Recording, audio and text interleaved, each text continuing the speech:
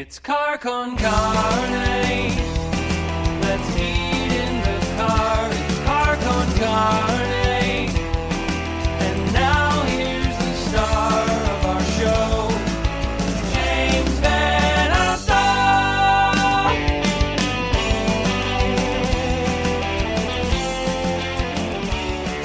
And it is Car Con Carne. I'm James Van Alstyne, still doing this thing from home. It is Quarantine Con Carne, sponsored by our friends at Happy to Meet You.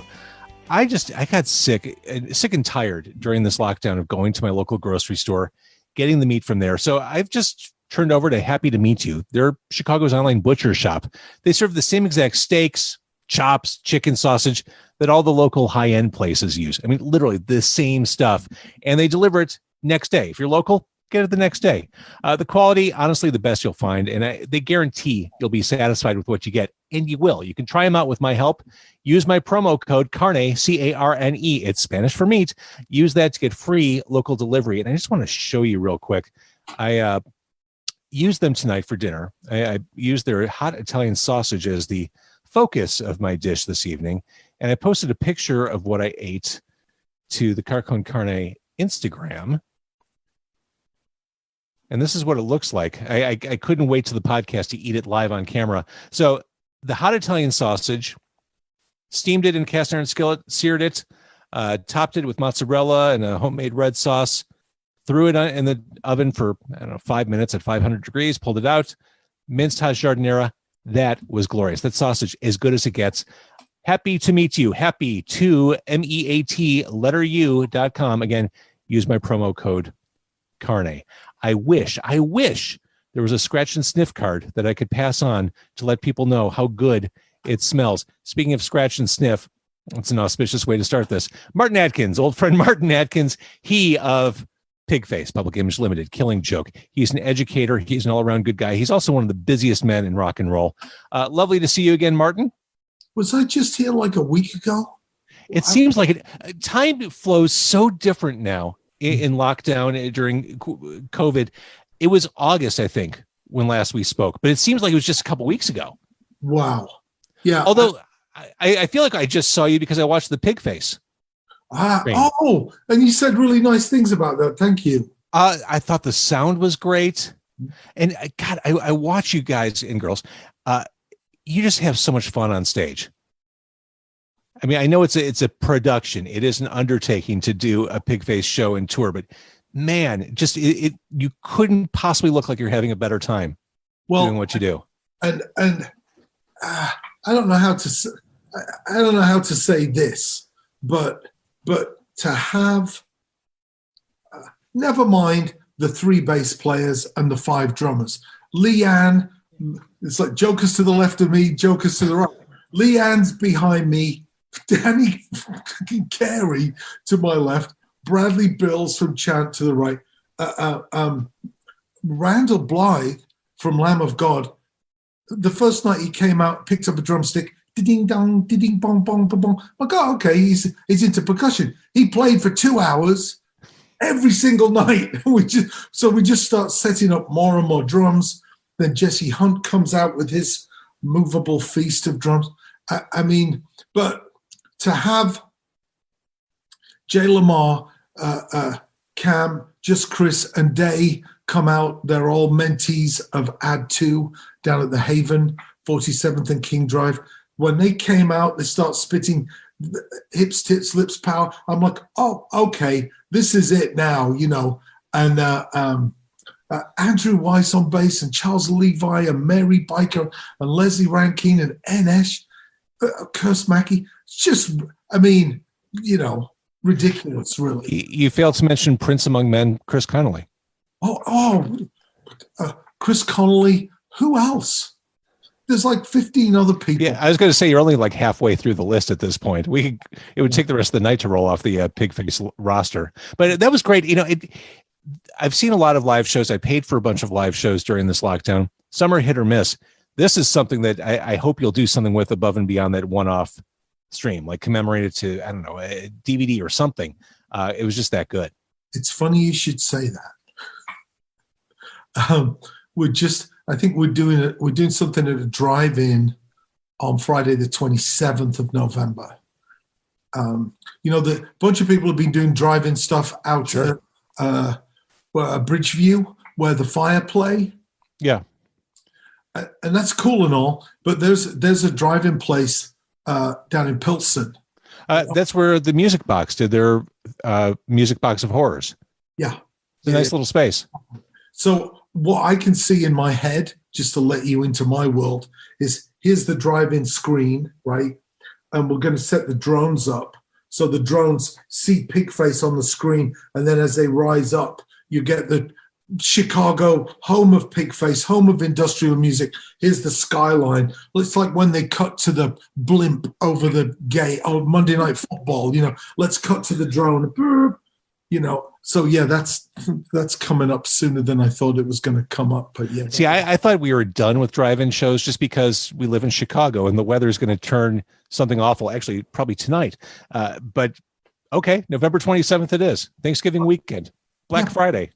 But you keep your engines running. I mean, you're not like somebody went to a drive-in in California and said, no, you've got to turn the engines off. I'm like, we're not turning the engines off. We're not going to have people, we are going to have a 15-person casualty count at a Pigface drive-in. Hypothermia claims 10 at a Pigface drive-in show. And we're just getting the details together, but I can say only one bucket of beer per car. Doesn't seem unreasonable. Yeah. Actually, it'll be more hot toddy weather than anything. Yeah. So I'm just excited to do something. I'm on my great things happen when you do stuff kick. And as we were talking earlier, incapable of sitting still. And that's your thing. You've already done like a week's worth of activity today before we even jumped on this call. Yeah. But it's weird. So I spoke at Canada's Indie Week this afternoon, and I've been up there a bunch to Toronto and spoken at that thing. I love Canada, by the way. Oh, but Toronto is fantastic. Yeah. But in talking to the organizers of that festival, it's their 19th year. They've been treading water for a while, and they canceled it, and they're like, no, we should try it. What are we doing? We've been going since May when we did our MMX thing on May the 9th. We just kept going. So to see people who are still dealing with this, getting to grips with it and trying to find a way through it makes me want to just keep doing stuff as a little bit of a beacon of hope is the wrong word for a Pigface drive-in movie experience or any of the stuff that we're doing. But just doing something, I think, helps, Oh, I agree. I went to a couple of those drive-in shows in Pilsen, the movies, and it just felt great to get out because, we live in a world where I've said this before on the podcast. People will say to me, well, what are you doing this weekend? I'm staying home. I'm going to be in this spot right here at this desk. So the ability to go out, oh my God, see Pigface at a drive-in? Yes, please. Yeah. Sign me up. Do that every weekend. Why don't you? Yes, that sounds great. Yeah. So one of the reasons, besides the fact that I adore you, one of the reasons I wanted to have you on tonight, you reached out to me a couple weeks ago, and without even providing details, you just said, I'm part of the first ever Scratch and Sniff music conference, which the second you said that, I thought of, I remember when I was a kid, John Waters, the trashy movie auteur film director, did the movie Polyester. That was the early 80s. And famously, he did it in Odorama. So the people who went to the movie would get a Scratch and Sniff card, and when different things happened on screen, a number would flash, and they'd scratch off the Scratch and Sniff card, and it could smell like ass or pine or glue. Is that what you're doing? Yeah. That's what we're doing. So, and I saw that movie. There's a great scene in that movie where there's a girl skipping through a field with daisies, and it's like, scratch number one. And everybody's like, wow, it's going to be daisies. And you scratch number one, and she treads in a huge pile of cow shit. And everybody's like, wow. So, you should be getting one of these. Oh, great. Soon. And look at that. There are 8 smells. There's 7 plus one on the nose. And you could see, right? I mean, you could see where the circle of the scent has been printed. These are Right. hand screened. And this is me just trying to be like, all right, so we can't touch each other. We can't sweat and bleed and spit in the air and do all this stuff. What can we do? And everybody has like Zoom fatigue. So it's like, all right, well, everybody, before we start our next panel, scratch number 6. And one of them is the smell of money. Some of the smells are really good, like vanilla is good. My blueberry stuff is really good. The money one, maybe I haven't smelt enough money in my time. You are a musician. But it's like, yeah. But so we're trying to have a little bit of fun with it. It was supposed to be a project for myself and my students to do all this printing, but with the virus, I can't have 10 students come down to my print shop. So it's me and my 2 youngest kids. I'm like, come on, Got to press them into service. Yeah. And one of the smells I can reveal is weed. So my 12-year-old and my 15-year-old are like, wow, the smell really clings to you. I'm like, duh. So the one thing I didn't mention, I kind of went about this the wrong way. I didn't really talk about what this is tied to, what the conference is. This is part of the Midwest Music Expo. I mentioned that at the very beginning. The Midwest Music Expo is a scratch and sniff conference, the first of its kind. Certainly not the last, because this will be a rousing success and something that people want to imitate. If someone comes up with a good idea, everyone wants to take it. Explain what the Midwest Music Expo is. So I started it with my students down at Millikan University in Decatur. And it's just the most gorgeous campus. The week that I arrived, they opened their Starbucks and a $25 million Commons building. I'm like, well, we should do something here, And so we did in 2019. We did the first conference. We had a couple of hundred people come up from Nashville, St. Louis, Chicago, some great speakers. And then we were supposed to do our second one in May. And at first we canceled it because that felt like the responsible thing to do. The better job we do on promotion, the worse it will be for spreading the virus, right? So we canceled it. And then the week after we canceled, we're like, well, it doesn't feel right to not do anything. We started to do weekly workshops. And on May the 9th, we had the second conference, and we tripled our registrations. Lol Tolhurst from The Cure did a session, Randy Blythe from Lamb of God, Wendy Day from Rap Coalition. And it was just tremendous. It was a really long day, but it was tremendous. And the students, that gave me this kind of ammunition that when anybody was saying, well, everything's terrible, it's over. I'm like, yeah, well, everything is terrible. However, we tripled registrations for our event. We had people from 23 countries, not from 200 miles radius of Decatur. And so things started to snowball from there. And this will be our third conference. We've got some great Chicago people. Trey Elder from Quiet Pterodactyl, who did the double vinyl album to benefit venues. Situation Chicago, which is a fantastic effort. Yeah. So this is great for me. Like, I'm in Chicago, and this is why conferences work. I met the people from Dark Matter down at South by Southwest, and we're all from Chicago. Isn't that funny? Yeah. I'm really looking forward to talking to Trey. There's a studio panel, because we're all studio geeks, with some great people on that. Nikki Darko, Audrey Martinovich, Kevin Garnieri, and Trey. I forget Trey's name from Gravity Studios in Chicago. Wendy Day's doing another panel with us. I think she's really getting into the spirit of it. She's calling it like "Sniff Out the Money" or something. Oh yeah, but totally going in on the theme. I appreciate that. Yeah. And Scary Lady Sarah's going to be there too, right? I don't think she did. And William interviewed Lol Tolhurst in May. That's okay. Yeah. That was really great. We also have Michael Anthony Alago, who you probably know of. Michael. He signed Metallica when he was 24. Oh my gosh. Yeah. Okay. Yeah. And also was our label rep with Public Image Limited. So, I've met Michael, and it's really great to speak to him after everything he's done. There's a documentary about him called Who the Fuck Is That Guy? And we're screening that on Thursday night. There's a free screening. Like we were trying to go, how can we pay Netflix to do this? I spoke to Drew Stone, the director. He's like, well, we just got the rights back from Netflix and we worked it all out.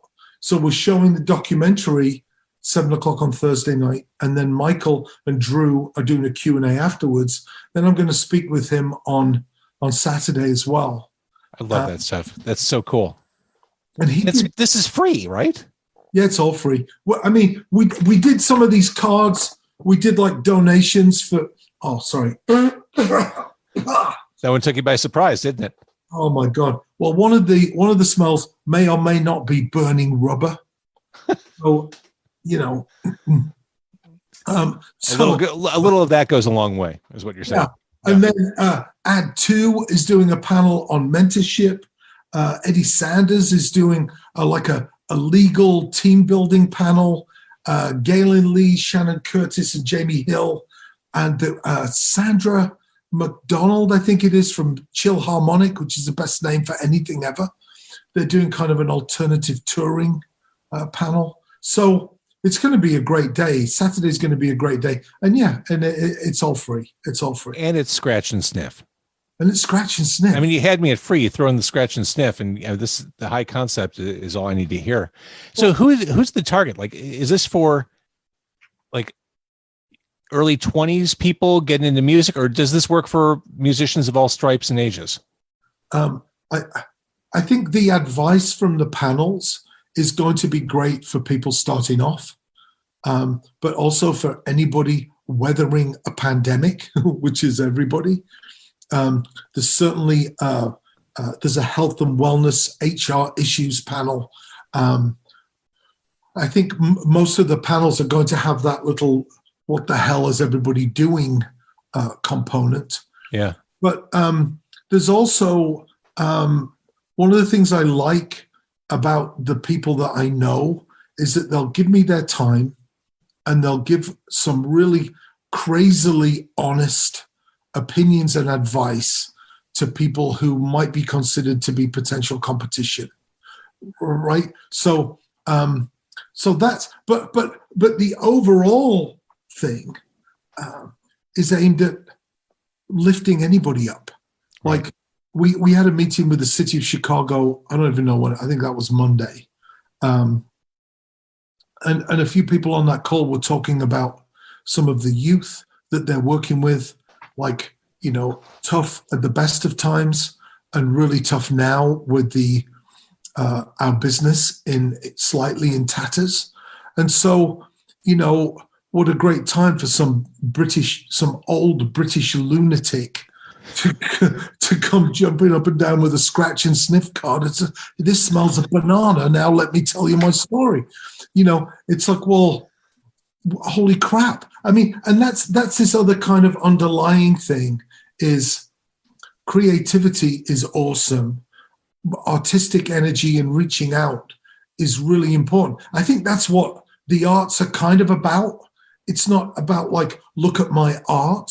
It's about community and mirror balls, right? It's like community and mirror balls are like, look, things are really bad, but look at the light dancing on the ceiling. Ooh. And for a moment, you just forget and you go, ooh, and you get a little recharge of your batteries and roll up your sleeves and get back into it. And that's the thing that's felt really important to me, to the effect that Molly's been driving around Chicago, dropping off some cards at Dark Matter. And I'm going over to Jackalope Coffee tomorrow to drop some cards off of their Mars Brewery. You're getting one in the mail. Yes. Just so people can see this, like, look, if it was just a scratch and sniff card, it would be like, what the hell is he doing? But the graphics are awesome, and it's a really nicely put together, signed and numbered souvenir thing, and that's so it will be a good conference. I mean that's fine, but the idea that it will lift some people up and go. That's it. I mean, it can't be. I mean, we're all very aware of what the past 8 months have been like. Everyone's stuck at home. Lots of musicians don't know necessarily what that path forward is. Being able to tap into creative energy, like-minded energy, hearing people talk who they may not normally have access to, I've got to think that's an important thing. That it's a difference maker and can be a difference maker for a lot of people. Well, and I don't know if I mentioned this to you before, but when the lockdown started, I came back down here to the office. I was kind of frightened, actually, to see the level of fear is not the right word. The guys at Dark Matter were a little bit frozen for a few days with the prospect of 107 employees, and I came here and I printed up some of my state of fucking side coffee bags, and I signed them and I took them up to Dark Matter, and over the next 10 days they sold 300 of these $50 combinations and raised $15,000. So the like, how silly is it to print a brown paper bag, right?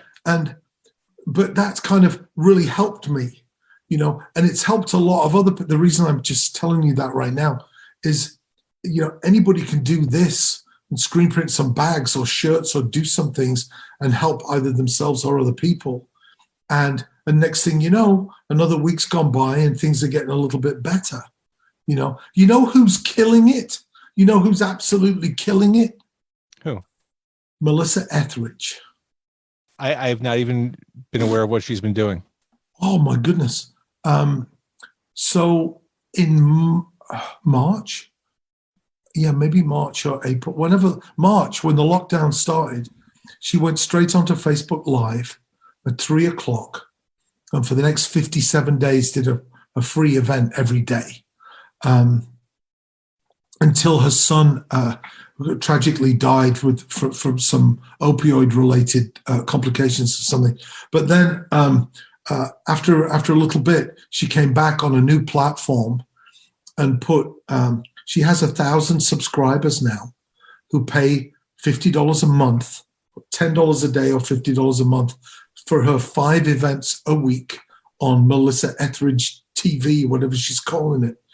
And every day is different. It's cover songs one day. Her and her partner talk about shit another day. Another day she'll go through her video vault. She's in her garage, Yeah. She's in her garage doing this stuff. And this is important, I think. I heard a manager talking at an event. Deb Klein, I think, is her manager. And she said she has a 7-camera setup, and it's mobile, because once the lockdown is over, once she can tour, she's not going to sever this new connection she's made with her fans. Right. Why would she? I mean, slightly cynically, she's not going to sever the $50,000 a month pipeline either. But that is too cynical, because this connection is real, and she's going to take this 7-camera rig on the road. And so, brilliant. If you're at home thinking, once this is all over, I'm going to make some moves, you're screwed, because people like Melissa Etheridge have already she's already on version 3. She did the Facebook thing, couldn't monetize it, didn't get the email exchange and the data that they wanted. Mm-hmm. So they launched on a new platform called Maestro. And now, during this long conversation, they're seeing Melissa's fans come online, about 700 of the 1,000 subscribers every day. And they're forming little chat groups. Sure. So now they're working with the software developers to facilitate small chat groups. And if you saw, Cold Waves did a fantastic job on the thing. When was that? 2 months ago? Not even. It was, I guess it was September. Yeah. Again, dates and times don't mean anything anymore. Yeah. but I was watching that on Twitch. I also had a Facebook chat thing going. But if you were on Twitch, by the time I responded to somebody, I mean, my response was 2 miles down the text thing. So I absolutely understood what Melissa Etheridge was saying. Right, we're gonna facilitate these groups and nurture relationships for other people that are part of her whole situation. So and this makes sense to me because I've always understood one of the basics of marketing is to really strike a chord with a small group of highly interested people. It's a lot different than filling an arena, but if you have 1,000 fans who will take a bullet for you, metaphorically, you can't put a price tag on that. Right. Well, you can, $50,000 a month. There it is. There it is. But I went to look at her site, and it wasn't. I mean, I can talk because my Invisible Record site is probably like down for maintenance or just has been hacked. But it wasn't much. It was like a list of the things, and then I see like 2 weeks from now, the Melissa Etheridge cruise, and I'm like, well, that's ridiculous. No one's going on a cruise, and neither is she. It's just a pretend cruise. Well, she'll probably have like a circular porthole window, fake window behind her, and everybody's going to pretend they'll have some like umbrella drinks and pretend they're on a cruise. And now here's the merchandise that goes with her pretend cruise. Brilliant. Like, oh my God. So I urge anybody who's struggling with any of this, stop struggling, roll up your sleeves and start just doing something. And because you need to become familiar. I was on what's it called? StreamYard, that platform yesterday. Which I think is very easy to use. Yeah, it's fantastic. I think it sits on top of OBS, but it seemed really easy. And then I was on Hoover, WHOVA. That was my second time in a week. I'm like, oh, okay, where's the chat? What's going on here? Let me sign in, get my emails on Hoover as part of this other conference. And so, but if you're not diving in, now I can be like, okay, what's this platform number 7 this week? You become better at skating around all this stuff. For sure. Not having an ADD, OCD, whatever, freak out. It's interesting. You mentioned Melissa Etheridge, and we see the stuff you do. I'm finding that a lot of more veteran, which is a euphemistic way to say older artists, are really embracing the opportunities. Robin Hitchcock, I think, is doing like 2 shows a week from home, and it's him being totally fucking weird with his cats and his girlfriend playing obscure Soft Boys songs from 1979 and going deep on Brian Ferry covers. I had Midge on like a month or 2 ago. Wow. And he's doing a Patreon thing. He's got a camera set up, like multi-camera, kind of like Melissa.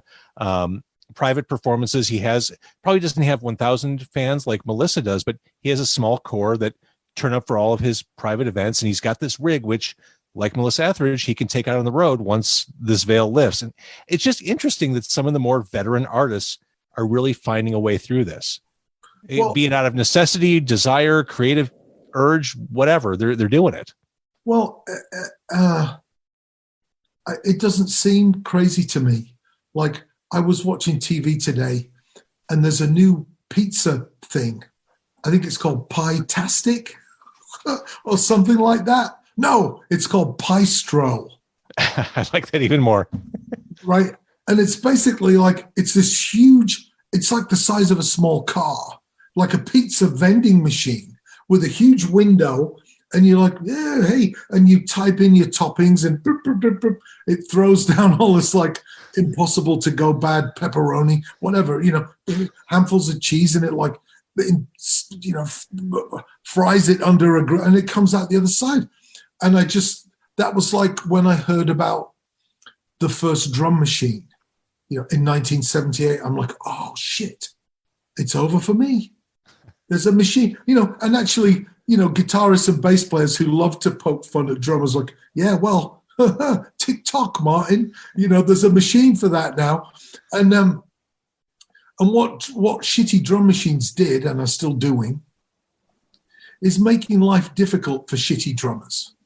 And the Paistro is going to make things difficult for mediocre pizzas, right? But once you've been through the drum machine, and like once you've had your own analog tape recording studio, and it's like, no, we've all gone digital. What's best? Analog, right? Everybody's doing everything from home.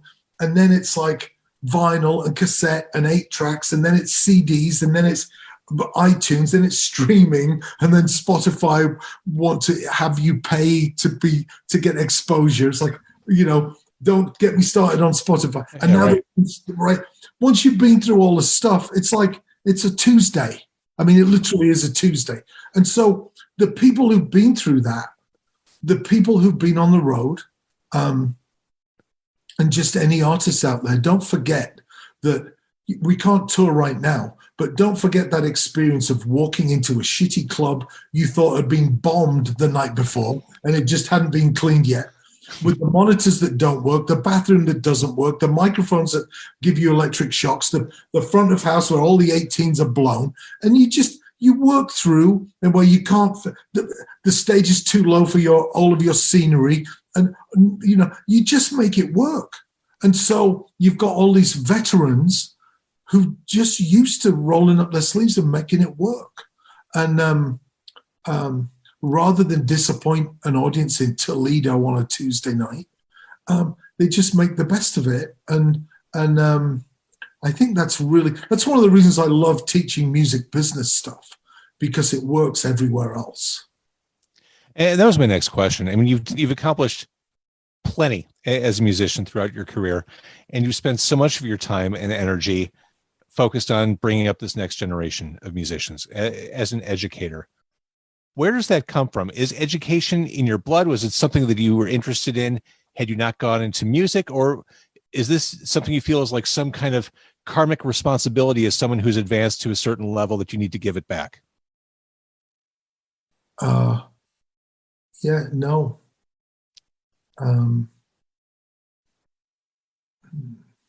No, it's like, it's just,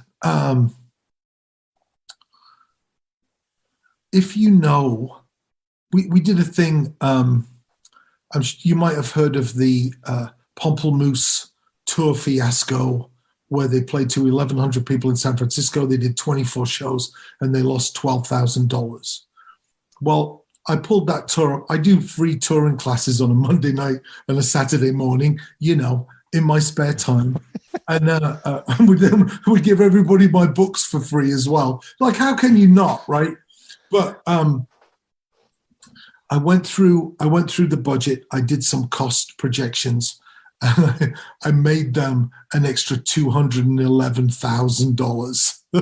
And that was without withholding the fee that they paid to their business managers. Like, how do you lose $11,000 and then you pay your business manager for the advice, right? So I think it's like, once you get to a certain point, like, how could I not sit down with somebody and go, hey, look at this. They could have done this, and as far as education goes, I mean, I have 4 boys of my own. And so I feel a certain responsibility to throw this stuff out there to pollute their world, a little bit. And also being down here on the South Side, I mean, it can get a little bit crispy down here, and absolutely feel a responsibility to help anybody who hasn't been helped for a while,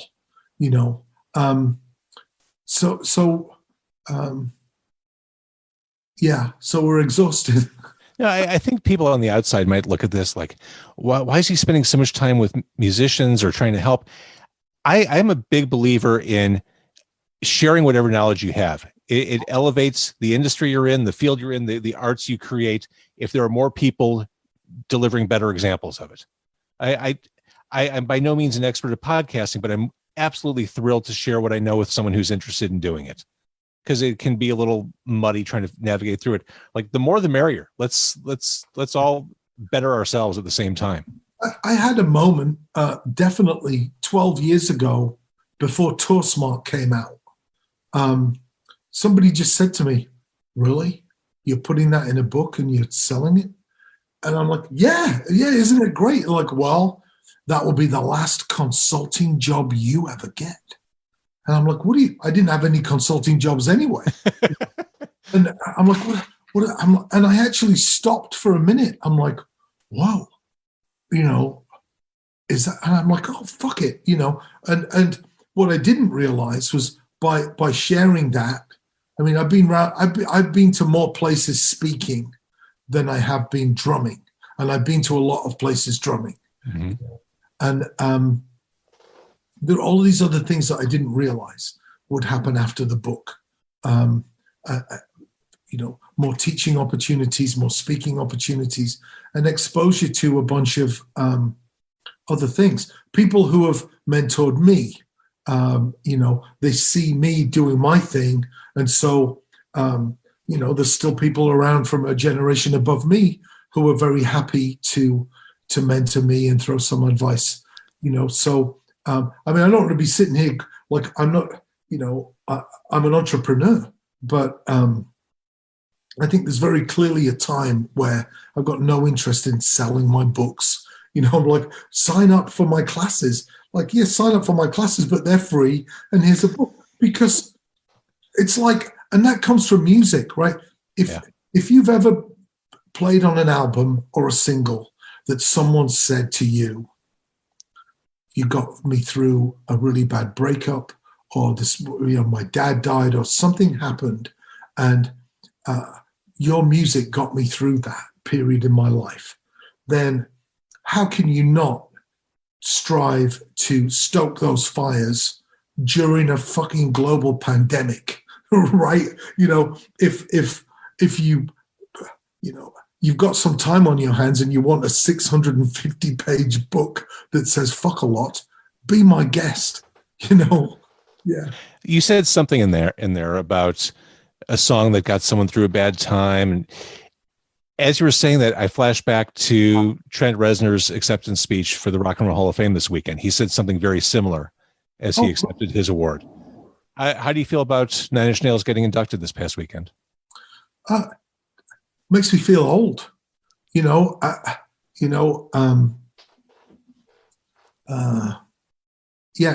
makes me feel old, and good for him. I felt as though, and I don't know the inner workings of that stuff. I mean, I'm in a video and I worked on a couple of songs with them, but you're so dismissive. You worked on a couple songs, one of which won a Grammy. Well, okay, yeah, but it was also the beat from Ballroom Blitz by The Sweet. So, great song. I felt as though I thought Rich Patrick should have been involved in that. He felt like he was a big part of the beginning of that. I don't know, but it's like, yeah, whatever. Somebody was saying to me online, now PiL needs to be inducted. I'm like, well, John believes he did all of that himself anyway, so no, he's not going to call anybody. And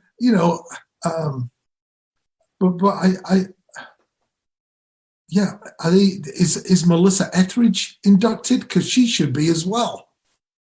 I don't know the answer to that. I feel like she is like Rolling Stone Rock and Roll Hall of Fame establishment type artist, and she should probably already be there. Well, because she's kicking ass. So, I mean, it's great to see. It's nostalgic, and it makes me feel old to see that happen with Nine Inch Nails. But it's like it's great. Of course, it's great. And T-Rex. One thing I'm learning as I'm trying to teach myself guitar during this pandemic, some of my favorite riffs, T-Rex riffs, they're actually really easy. Oh, that was like 20th Century Boy couldn't be easier. And it's one of my favorite riffs in the history of rock and roll.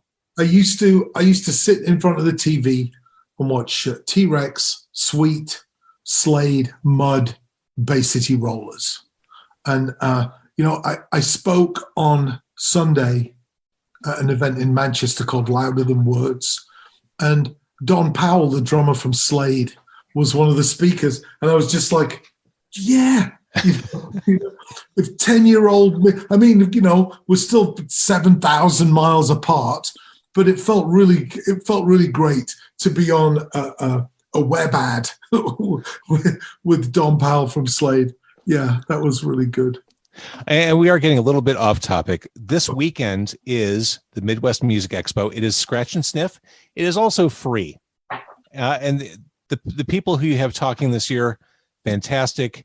You mentioned Wendy Day, and Lowell's doing it again. Lowell Tolhurst. No, Michael Anthony Alago. Sorry. Add 2. Greg Spiro from Weebid. Trey Elder. Yes. Wendy Day. Shannon Curtis, Jamie Hill, Galen Lee, Sarah McDonald from Chill Harmonic, Shauna Potter of War on Women, Ace Peaver from Over the Bridge, Eddie Sanders, Chicago-based attorney of repute, Kevin Garnieri, who Kevin was on somebody huge. He's worked with a bunch of huge people, like 10 years LA producer. He also teaches at Millikan. That's how I got him to do it. Gray Taxon from Gravity Studios, Audio Martinovich from Audio from the Arts, Nikki Darko from Black Lion Audio. I mean, just a ton of great people. And this experiment, right? So one of the things I like to tell people is about the value of stories. And do I have time to tell you a little story? Martin, I literally am going nowhere until at least 2021. Okay. So this journalist did an experiment. He bought 200 items off of eBay for $129. He got friends. He hired some people to attach a story to each of these understandably fairly shitty items, right? A milk jug, a coffee cup, this kind of horse's head, pottery. And then put the items back on eBay with the stories. This horse's head was in my grandma's house. I'll never forget, every time I came down the stairs, I would see it with a shadow from the early morning sun, and blah, blah, blah, blah, whatever. And grandma was over the kitchen table snorting cocaine, whatever. And he sold those items for $8,000. Oh, that's amazing. Right. And this is a TED talk. This is real. I didn't just make this up. And I'm like, really? And I keep going back, like, really? Yeah, I thought it was 200 items. It was 129 items that he then sold for $8,000. And the horse's head in question, he paid 40 cents for, and he sold it for $80. So people are emotional, and they respond to things that strike their heart. Right. So stories are powerful and connections are powerful. And the olfactory system, the system of smell, is the deepest, hardest, most permanent way to fix a memory in the brain. So like when you smell something when you're out in the world and it takes you back to that time in 1987 when you were at the mall and you ran into that one girl, like stuff like that? Well, we don't need to delve too deeply into your sordid past, James. That's not even, that's wholesome. That's like Archie Andrews 1950 stuff. Come on. Okay. But yeah, so baby powder, there's a smell, right, that takes you to a certain place. So maybe, it sounds like I'm being altruistic and it's free, but maybe anytime you smell like burning rubber, I'm not saying that one of these is burning rubber, but anytime you smell burning rubber, I must register for Martin's new seminar, right? So I'll just drive around Chicago burning rubber with the spray and getting everybody to remember. That makes total sense to me. I love that you keep challenging yourself to come up with new stuff, which on paper sounds batshit, but hearing it explained makes perfect sense. Well, thank you. It is a compliment. I swear it didn't sound that way.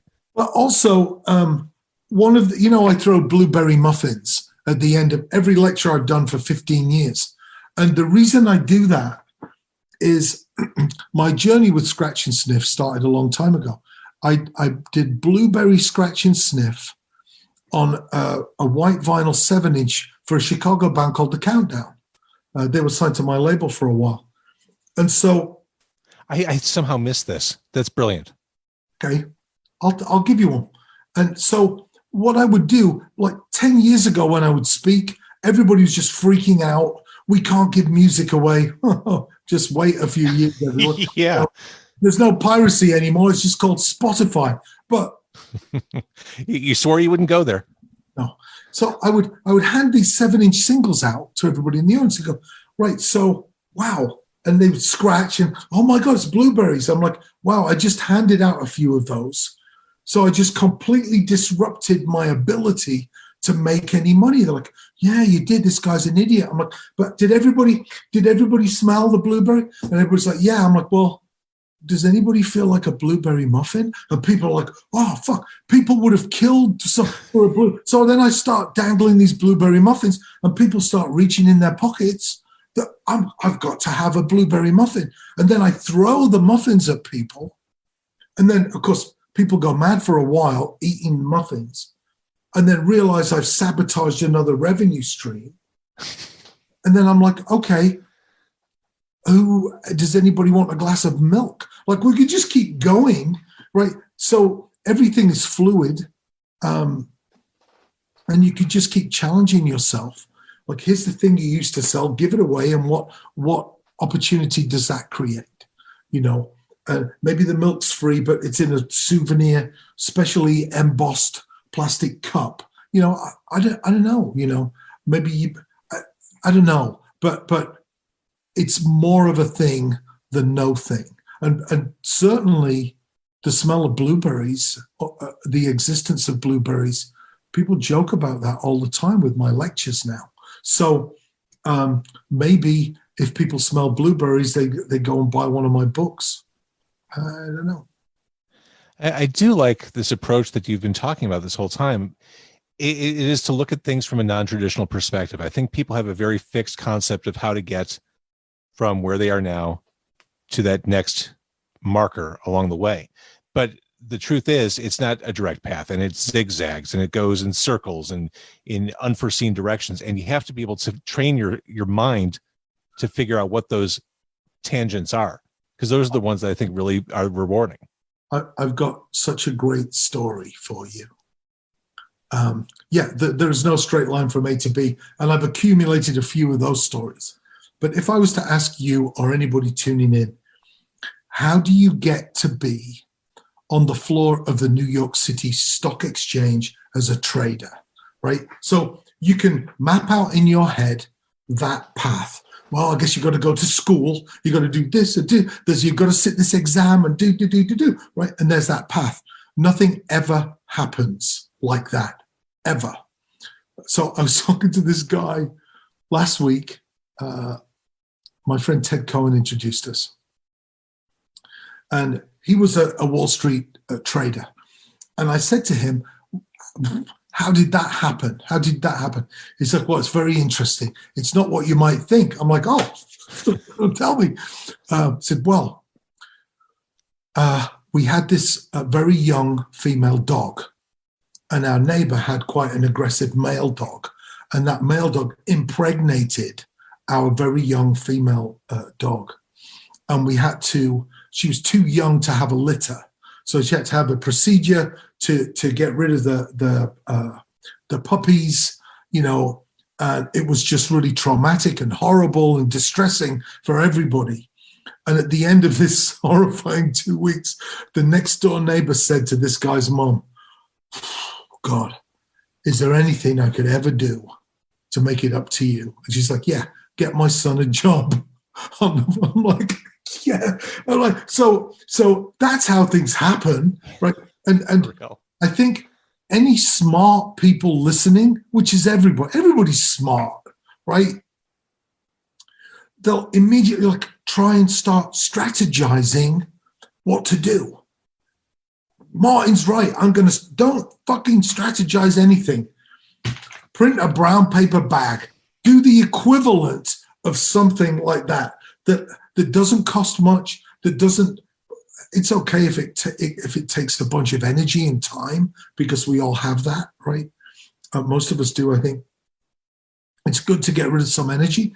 And maybe it's not a successful coffee thing that generates a bunch of money. Maybe it just helps something over here. We sent these bags with some shirts to venues around the country. They put drinks tickets in the bags and sold the bags for like $50, like a shirt, a button, signed by me, 4 or 5 drinks tickets. It's like the Hideout do this kind of stuff, right? And it's like, next thing you know, a couple of weeks have gone by and you've made another payment and the rent's been paid. And it's like you catch a little bit of air, just tiny, small stuff. That's great advice. And when you told the story about being on the stock exchange, I still hear from students and people of college age, I want to go into radio. How do I get an internship? How do I become an on-air personality? And I'll say, well, what are you doing right now? Well, I'm in school. Okay, but what are you doing like to be a personality? Well, I want to work my way up to do this and that. I'm like, you have a microphone and a recording system in your front pocket. Like, you're a radio personality right now. Pull it out of your pocket, start doing something. Because again, there's that idea. This is what is prescribed. You have to untrain yourself from all those lessons you've been told. You got to figure it out on your own. Right.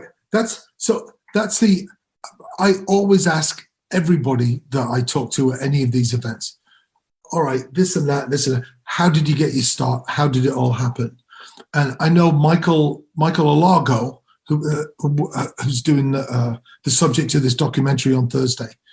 Michael Alago just started skipping, like playing hooky from home and school at the age of 15, 16 in Brooklyn, and going to shows all over New York all night. He ended up booking the Ritz in New York City at the age of 19. That's amazing. And so, that's something that feels like it's missing a bit. I joined PiL at the end of my 19th year.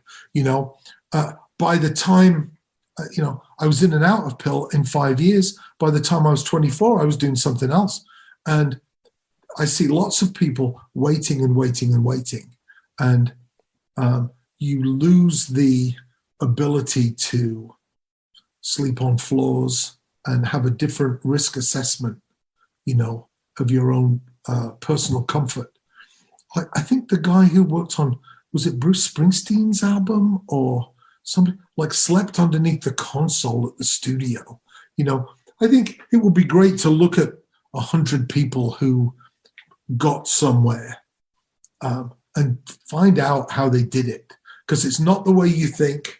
It's not a straight line, and it involved all kinds of risk and sacrifice, and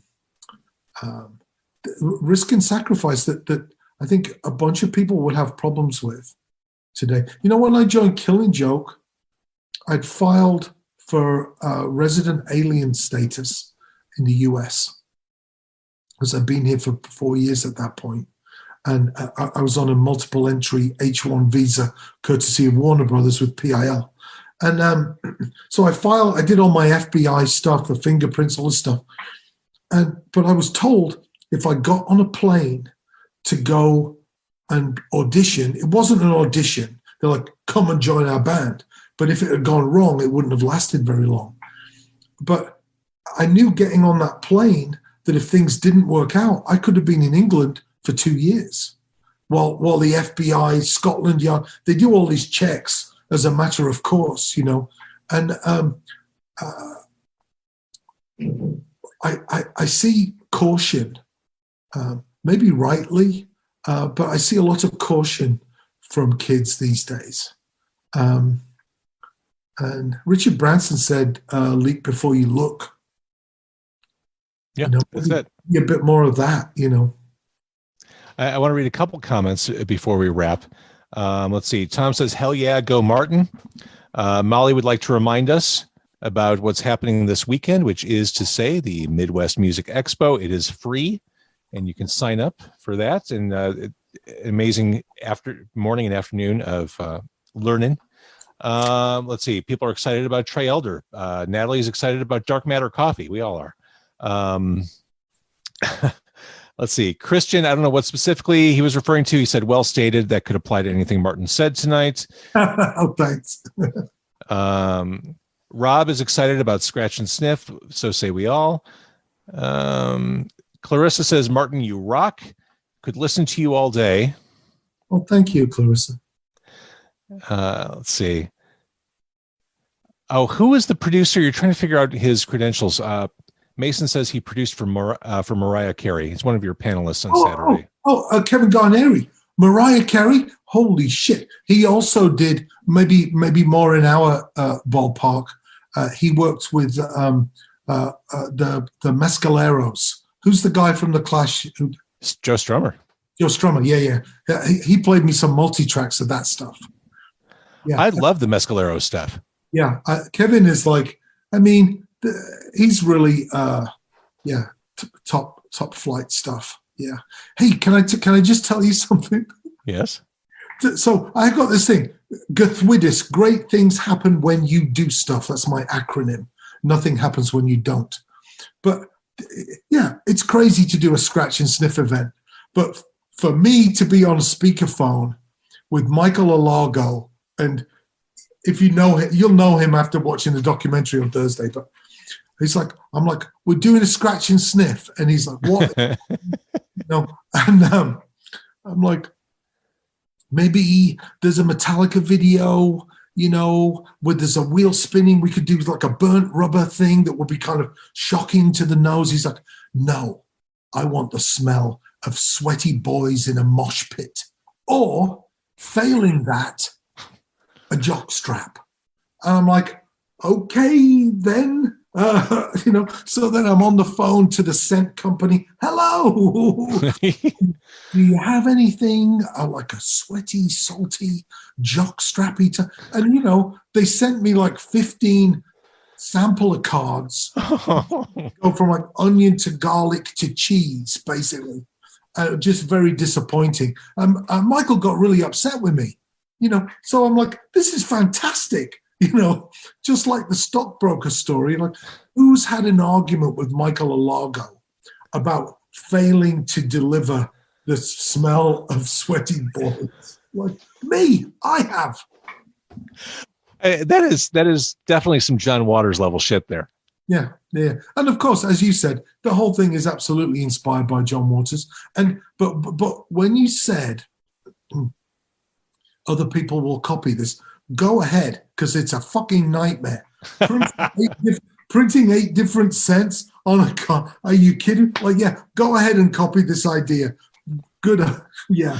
Well, here's the thing. And we talk, every time I talk to you, we talk about innovation, creativity, finding your muse. People may not copy this directly, but it may light a spark for some other seemingly bonkers idea that connects. I mean, I love using you as a linchpin for ideation. I love stuff like this. No such thing as bonkers. I tell you something that I thought was bonkers. the plush Martin Atkins? This girl says to me, I want to make a voodoo doll. I'm like, go, get away from me, And, 3,000 voodoo dolls later, one of these is on the shelf at Tiny Desk at NPR. Somebody just told me, I saw Sting. I just saw Sting.